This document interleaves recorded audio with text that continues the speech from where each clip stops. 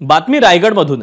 रायगडमध्ये होळी मोठ्या उत्साहात साजरी केली जाते। संध्याकाळपासूनच गावागावांमध्ये होळी रचायला सुरुवात होते।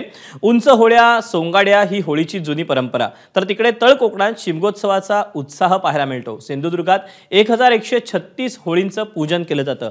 तर नाशिकमध्येही होळी सणाचा मोठा उत्साह असतो। विविध दुर्गुणांचं दहन करून पारंपरिक होळी दहनाला सुरुवात झाली आहे। तेव्हा रायगड आणि तळ कोकणामध्ये शिमग्याचा एक अनोखा उत्साह असतो। वेगवेगळ्या प्रथा परंपरांचं दरवर्षीप्रमाणे या वर्षी देखील त्या पाळल्या जातात। त्याप्रमाणे होलिकेचं दहन केलं जातं।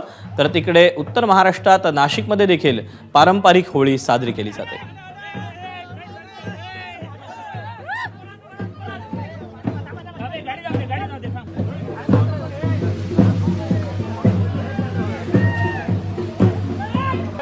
संकासूर त्यासोबतच विविध खेळे हे सादर केले जातात। अनेक गावच्या वेगवेगळ्या प्रथा परंपरा आपल्याला कोकणामध्ये पाहायला मिळतात। तर तिकडे नाशिकमध्ये देखील होलिकेचं दहन करण्यात येतं।